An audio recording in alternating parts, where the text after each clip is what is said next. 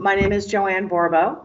I'm the chair of the Vermont Disaster Animal Response Team, and I also chair the Wyndham Disaster Animal Response Team down in the Brattleboro area. And welcome to our presentation. Just a little history on me. I work for the Humane Society of the United States.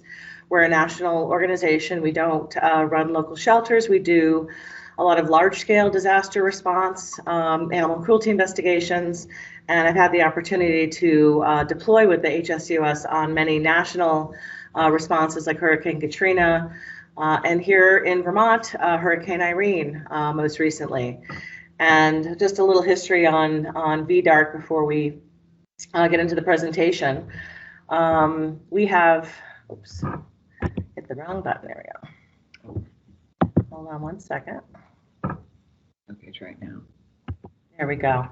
So a little bit of history on the Vermont Disaster Animal Response Team. We were created in 2007, really in response to the Katrina situation and the knowledge that we were, it wasn't really a matter of if we were ever the victim of disaster here in Vermont, but when. So we had created our first DART service area in the Upper Valley area at first, and now we have 5 regional teams, as you can see, throughout the state. So we have, I'm just getting a little bit of feedback. That's me. So we have a regional team in the Northeast Kingdom. We have a team in the Chittenden County. Our Chittenden County DART is in Chittenden County in the Burlington area. Our Central Vermont DART in Central Vermont. As you can see, our Upper Valley team actually straddles both towns in Vermont and New Hampshire. And WinDART, which is where I'm based. The yellow teams are independent teams, so they're not part of VDART, but they have the same function. They service their local communities and do the same things that we do. So we have the Rutland area DART team and Guardian Angels DART up in Franklin County. And you can see there's a few areas where we don't have DART teams here in Vermont, although I feel very comfortable that we're covered very well throughout the state to be able to respond anywhere, because Vermont is a small town. Vermont also has the largest per capita pet ownership rate in the country. So we know that when people are asked to evacuate, that most of them are going to have pets. So we want to make sure that we're here to be able to help the Red Cross or whoever is setting up whether the municipality is setting up a local shelter, that we are able to help set up a shelter in that municipality or that regional shelter and shelter animals for the pet population so that they feel safe to evacuate themselves, know that there's a safe and comfortable place where their animals are going to go and be taken care of. So we work very much in partnership with the American Red Cross in co-located shelters where we may have animals in a different area, and our teams are helping the animals and they're helping the people. What's nice about co-located shelters is we can also engage the animal owners to help with their pets, help clean up, but also just be a point of obviously comfort to their animals and vice versa. It works both ways. So we can engage owners to actually, be in our shelter, help walk their animals, spend time with their animals, and keep the stress down as much as we can, and hopefully be in a place to be able to release their animal to them when they're ready to either relocate or they have a place to go. I do want to mention just briefly what our activation protocols are. We have a memorandum of understanding with the Vermont Agency of Agriculture, Food and Markets. So when they are at the Emergency Operations Center getting calls, if they get a call about a need for a pet shelter, they will call VDART. If it's in the Rutland area or the Franklin County area, they might call those local DART teams to come in and set up a shelter, find out if we have the capacity to set up a shelter, give us some idea of where it's going to be so we can alert our members. We use the VT alert system to activate our membership internally and then go where we're asked to go to set up a shelter. Our teams, most of our teams, I think all of our teams now have response trailers. These are not trailers where we can move animals, but they are full of equipment where we can set up a shelter. So we've got crates and we have cleaning supplies and lighting and plastic that we can put on the ground. I mean, we have will never self-deploy. We only deploy when we are activated by the state of Vermont. And we have very specific standard operating procedures where we go in and we will make sure that the facility is as clean as it was when we got there, if not cleaner, and make sure that everything is in good order, and work very cooperatively with our partners in emergency management. So we're very proud of that fact, and the way we can easily slide into the emergency response and help with the animal piece. Our goals are to train our volunteers in best practices. We have a standard emergency animal sheltering workshop. In fact, we're sponsoring one in October, Sunday, October 30th. We're going to be doing a training in West Brattleboro. On Saturday, October 15th, the Central Vermont team is doing a training in Barrie. We'll have those trainings on our website shortly if you're interested in joining any of those, and we also have them on our Facebook page. So we make those available to our volunteers for free, just to ensure that everybody is trained in the same manner, and the protocols are consistent across teams. We also support the development of regional disaster animal response teams. Our newest team is in the Northeast Kingdom. And I think our biggest difficulty is sometimes finding leadership. I'm sure those of you who work with either your REPC or LEPC know that having somebody who can sort of lead a team when there's not a disaster can be a little challenging, but the Northeast Kingdom team is getting their feet under them, and we would certainly help if there were team interest in developing a team, say in Addison County or Bennington County, areas where we don't currently have a regional team. So we can help with that as well. Our teams fall under the federal tax exempt status of VDART, sort of the mothership of our regional teams. So it kind of helps with the administrative piece of things that we all work collectively. We also provide quite a bit of guidance on planning for pet populations. We have lots of great information on our website, which I'll show you in a second. It's an easy one-stop shop to find a lot of this information. Not yet. In a second. Just wanted to list some resources here. Personal planning resources. We have lots of personal planning information on our website that we link to. We have sample community plans that could be used to plug in pet information. As many of you probably know, the PETS Act, the federal law that passed after Katrina, provides incentives for communities to include pets in their planning. So the importance of that was never seen more clearly, I think, than in Hurricane Katrina, which was a response disaster on every scale. And I would say I'm sure the animal response, the human response was as difficult, if not more difficult, than the animal response. But it was really, across the board, showed us that we needed to get our act in order. And I feel like we, really have done a lot of planning since then. We can help your town identify pet-friendly shelter locations. Whether you're planning on sending your community members to a regional shelter or set up a shelter locally, we could potentially help with staffing, or even providing you with a small cache of supplies that you could have on hand locally. What we saw in Irene was that we were cut off from, I live in just south of Wilmington, so we were cut off from both sides of the mountain where we were for quite some time, and realized that we couldn't get to anybody to help them. So it's the importance of personal planning and having a community plan for animals, I think, can't be overstated. We can also help set up a shelter, as I mentioned, and staff emergency shelters. And training is another big one. We have an e-webinar on our website, which is an introduction to joining your state animal response team, which is a good overview of what VDAR does. I mentioned the emergency animal sheltering workshops that we have coming up in October, and we just developed a new video training library that has some great links to some online free self-paced training that our volunteers can do on their own. We have a certain number of trainings that, like the emergency animal sheltering, that we require all of our volunteers to take. And then some that are, for you training junkies out there, that you can do it on your own time and just, continue to build your skills in animal response. right up to, swift water rescue. We can help with animal transport with our volunteers, not in our trailers, as I mentioned. These are equipment trailers. And then during the pandemic, which I know we're not certainly past that gate yet, but we did a lot of pet food distribution.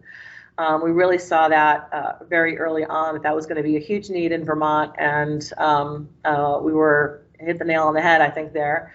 And we got donations from various national organizations like Chewy and BarkBox and some other groups that we did a lot of fundraising ourselves through our Facebook page, and grants from different organizations to be able to distribute pet food. State Farm has been a huge supporter of ours, has given us grants for that as well. So we've been able to supplement pet food distribution through the food banks in Vermont. The Vermont Food Bank actually had even set up before the pandemic a system to distribute food statewide to local pet food pantries. So they kind of default now to the Vermont Food Bank, and we've been supporting their efforts to make sure that they're stocked and have food that they can distribute to their local to their local food pantries. And then for regional team development, I mentioned we can also support that. I did want to just go back just quickly to show in terms of resources for emergency managers. Here, right? This one? This is on the Vermont Emergency Management website. I hope you can see this, but it's an animal resources form. And if you just go to the VEM website and just plug in animals here, you can find all kinds of great things. And this is something I want to thank Alyssa Sabato for helping us develop this form, which is something that, as if you're a local emergency manager or town manager, that you could fill this out before disaster strikes and know who your contacts are for animal issues, whether it's your DART chair, your local animal shelter. Do you have other animal businesses in your community? Do you have horse farms or llama farms or a snake breeder? You just don't know until disaster strikes many times, the kinds of animals that people have in their possession. So finding this information out beforehand and having this resource and a point of contact if you need it I think is very helpful. So I just wanted to point that out, that's on the website. And then I just want to put a plug in for our website, which is vermontdart.org. As I mentioned, a great one-stop shop for everything. And if you click, it's not live right now, but under resources, there are resources for pet owners. There are resources for emergency managers. As I mentioned, we have sample forums and templates that can be used. And links to other great resources. So, if you have a chance to take a look at this, you can find out what we're doing in the training department, and really any information that you'd need in this field would be on our website as it relates to VDART. And lastly, I just want to mention our team schedule. This again is also on our website, where you can get a schedule of the various teams. Each team now has a page on our website, so you can find out when their meetings are, what they're doing. It's really super simple. If you're interested in volunteering, go on our website and fill out an electronic form. It goes right into our database, and then we contact you and connect you with your closest available team, so that hopefully you can take advantage of their training opportunities and get to know other people in your community who are interested in becoming animal responders. So I'm gonna turn this over to my co-presenter to talk about what you're here to hear about today, but I did appreciate having an opportunity to give you a little overview of what VDART does as a whole. And I'm very happy to introduce Deb Shelby, who's going to be covering the next set of slides. So, good morning. My name is Deb Shelby, and I moved to Bolton, Vermont in 2007.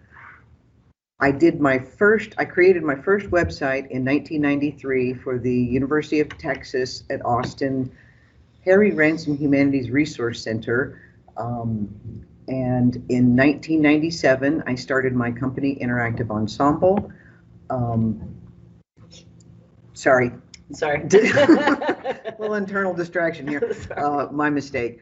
Anyway, I started my company in '97, and I worked with a lot of state agencies to create custom applications for them.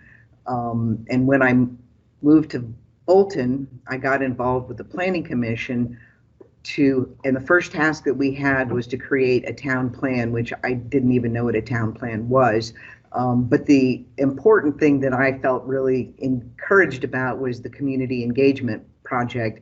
And we had over 10 events over a 1.5 year period with over 200 people who participated in those. And what I learned from this is that if you want people to be engaged, provide food. That was the key to getting people there. What I found was that keeping them there was a little bit more challenging, and Joanne mentioned several issues around maintaining volunteers. And that was one of the things that when I joined the CV DART team in Central Vermont, I discovered that not only was the Planning Commission a really steep learning curve, but so was managing emergency shelters for pets. And I don't have to tell you all about the importance of being prepared. Joanne mentioned several things about the data management. She showed you that form. That form is one of the things that helped guide me to what I'm going to show you today, which is a beginning of a tool for managing pet shelters. We started this project in 2018 and spent 2 years testing it and coming up with different prototypes to ensure that I wasn't pushing my desire to use technology to manage information, but the team after 2.5 years came to the realization that technology actually did make things better. It streamlined the process. It made it less stressful for owners or people who are bringing in pets to expedite the process, and that was something that was really important. As you all know, data is a key part of being prepared, and having that information available to you at all times is something that I really was focused on, trying to figure out how to solve that problem. So the other really big issue that we wanted to do is to make this a no cost to volunteers, because volunteers are so important. We don't want them to have to pay for things as they go forward. The tool that we've created is to help both in training process, but is also a part of the emergency shelter process as well. And we got as you can see, we got a grant from State Farm, and CV DART also contributed to this. And so we have gone from being a prototype to now an actual application. And now I'm going to show you what that looks like.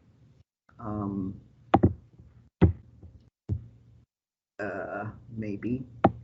Sorry. Don't you love technology? Okay, here we go. All right. So once you've logged in, this is what we call DART Command Central, and we've set up a demo for you all. This is an event that we've made up. And as you can see, this is the master roster. The master roster is the first thing that you log into to see what pets are here. And you can see we've got a lot of demo pets here. The other important thing that we have here is the ability to add a new pet. So when you add a new pet, the first thing that happens is you come to this waiver form, and I'm not going to fill this out, but basically this allows the intake to start, and we have a sample document showing the registration agreement and waiver so that the people who are dropping their pets off understand what the rules are.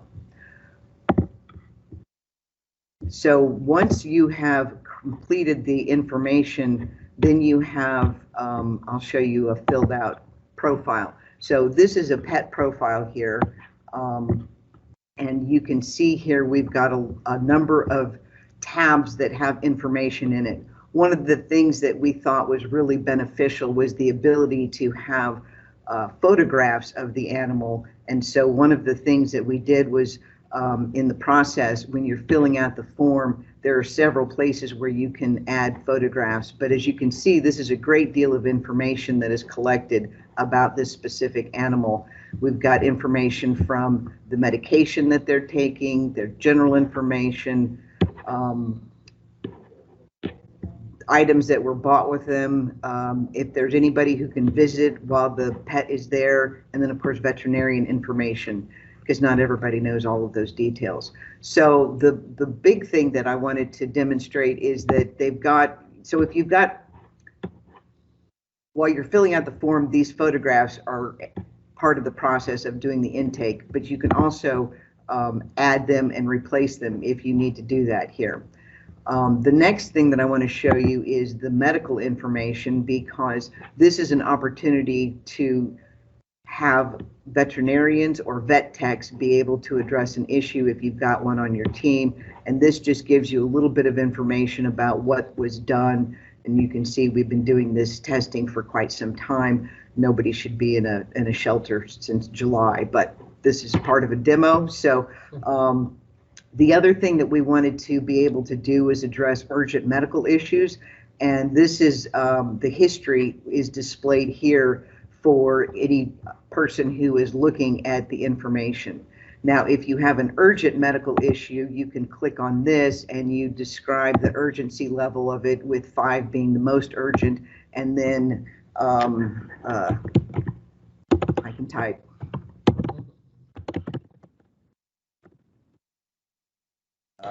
Okay, so I can't spell, but I can pretend like I can. So now you can see that what's happened is this has created at the top of the medical page an urgent issue.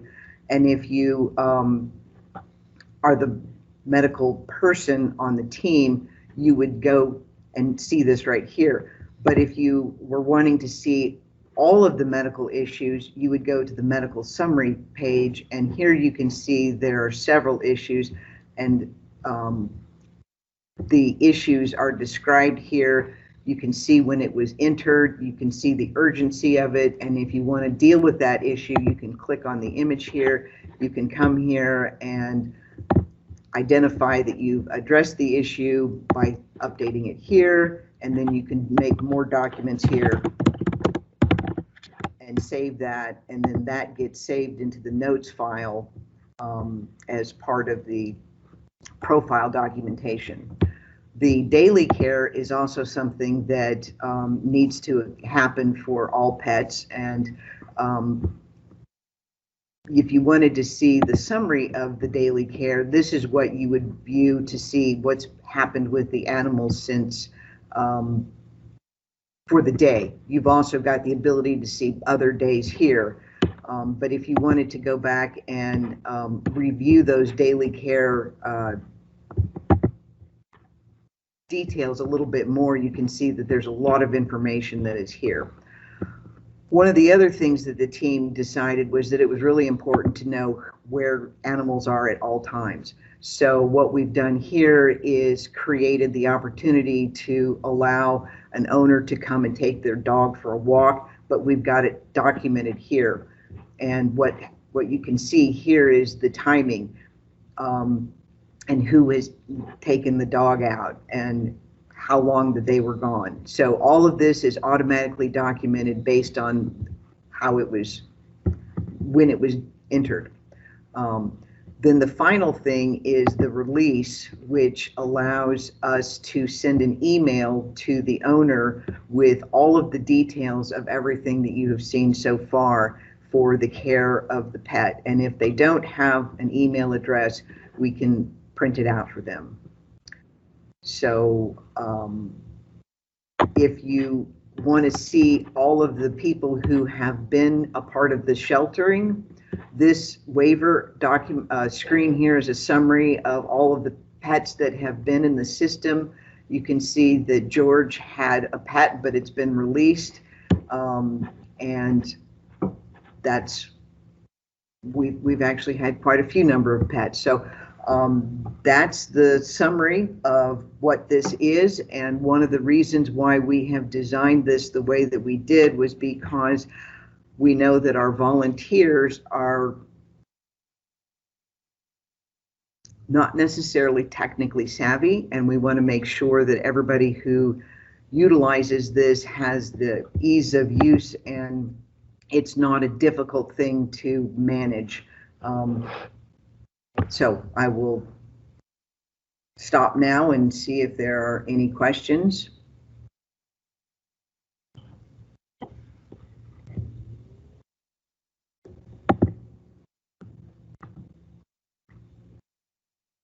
And apparently I did such a good job, nobody has any questions.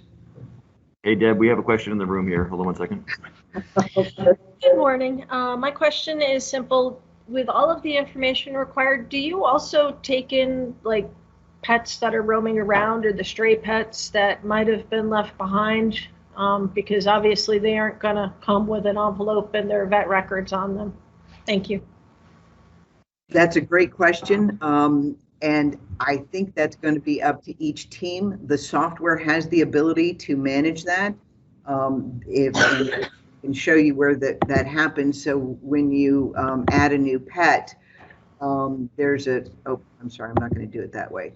When you add a new pet, you have the ability to say where the pet came from. So in the profile, oh, I'm sorry, I picked a pet that was gone.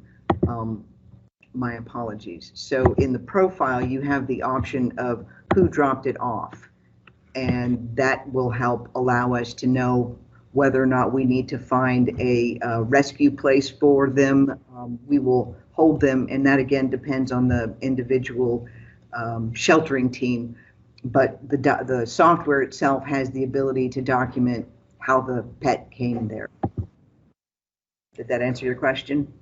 Yes. Yeah, we have more questions coming. Okay. I see on your logo that you have, sheep, cows, and horses, and I don't know how you deal with those. Where would you make a shelter for large animals, and how do you deal with it in your program? Well, in the program, it's interesting that you say that because we had limited funds to develop this. So right now, this is really dog-centric, but the goal is that with more funding, we will have forms that will be focused on each of the type of animals. Now, in terms of being able to have a location for pets that don't stay at the shelter, that again is up to the team, and Joanne's going to answer that. I just want to, yeah, that is, an issue that it's sort of the white elephant in the room, so to speak. The capacity, what do we do with large animals? Because there's a huge large animal population here in Vermont. And I think my answer is we probably would rely on the Vermont Agency of Agriculture to find farmers or barns or somewhere where these animals could go. We have to rely on those partners. And we certainly have quite a few team members who are experts in large animal handling. They have large animals themselves and horses themselves. So I think we would have to kind of deal with it on a case-by-case basis. But typically, if there's a regional pet-friendly shelter set up, it's not going to be a problem to have large animals. After Katrina, we had they had carriage horses from Louisiana, rodeo horses. We had all kinds of equines on the facility, and we had it was just a livestock facility that we used, and we had horses in one barn, and we had dogs in another, and cats in another. So I guess the answer is we don't really have a solid plan in place, but I feel like we have enough resources and partners that we could make it happen if we had to. But that's still something we need to work on. Absolutely.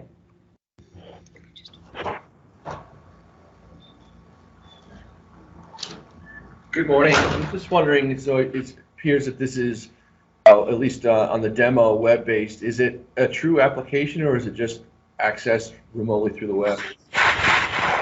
Well, today it is simply a responsive website, but the goal with more funding is to actually make it a mobile application so that you would download it and have it on an iPhone, a pad, a tablet, or through a computer. But unfortunately today we still need to have the internet to function because the funds were fairly limited, but we're actively seeking other grants. And that's why we became a nonprofit this year, was so that we could create this tool and make it available for free by applying for grants and getting donations and We're also in the process of looking at trying to get corporate sponsors and corporate donations to help fund for the further development of the tool. But that's the goal, is to ultimately make it so that you don't have to have the internet to utilize the tool. But you can't do that for $10,000. Good morning. I have a question for you. Are these animals supposed to be, or should they be pre-registered into the system or during the event? It's designed to register animals during the event. This is not a pre-registration process because we're not managing data of animals from one event to another. It's purely just an event situation.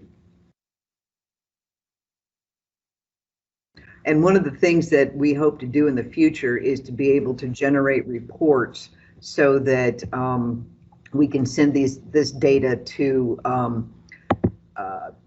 local areas, local agencies, state agencies, and FEMA.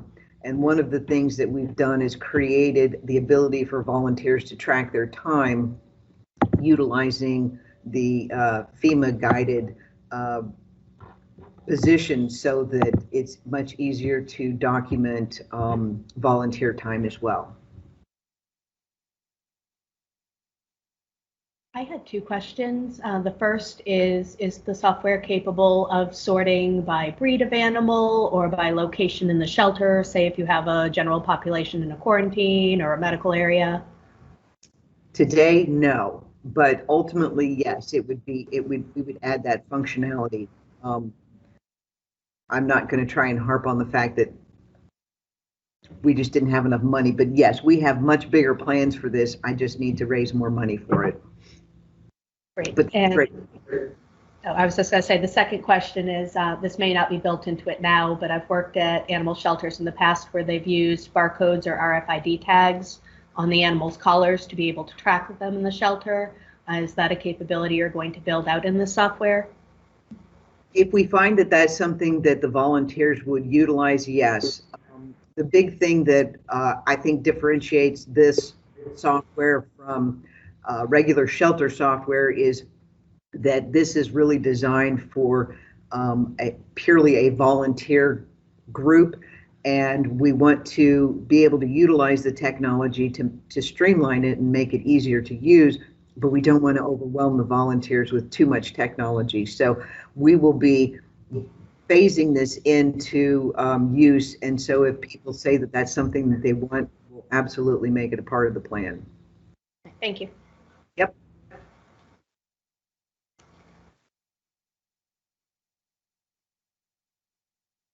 Hey, Deb and Joanne, there was a question in the chat from the folks at home about how do you, if somebody needs to get VDART or set up an animal shelter, how do they go about that process? If somebody wants, okay, so VDART will not self-deploy. So we have to be deployed by either the Vermont Agency of Agriculture, or if it is I'm not even sure how this would work, but if there was some way for a municipality to deploy us for smaller events, say there's an apartment fire or something, and there are dozens and dozens of animals who may need a local shelter, maybe it's a more localized event. We might work with the local emergency management agency, but typically we would have to be deployed by the Vermont Agency of Agriculture. So if the EOC is set up, the state vet's office is represented there, and they would the call would come to them, and they would place a call to us to see if we have the capability of setting up a team in that locality. So that's how the process works. I'm going to add one thing to that. A lot of times an EOC is not set up when that request might first come in. So if they contact the BEM watch officer, we have the ability to reach out to agriculture and get that ball rolling. Thank you. Thank you for that clarification. Have any questions in the room or at home? If you're at home, you can take yourself off of mute and ask the question. I think we might be at the end. All right. Well, thank you both. I think that's the end of the questions, and we appreciate your time. while we're talking, I'm just going to put up our contact information. We've got some just screenshots here, but in case people want to contact Deb or myself, info at Vermont Dart or Deb at dartcc.org, and you've got our phone numbers there. So please contact us if you have any other questions. We encourage you to check out the website and oh yes, and if you're here at the conference, please come to our table for some great giveaways and planning information. And Deb is happy to give one-on-one demos to anybody who would like one on the system. So please stop by our table. We'll be here for the rest of the day.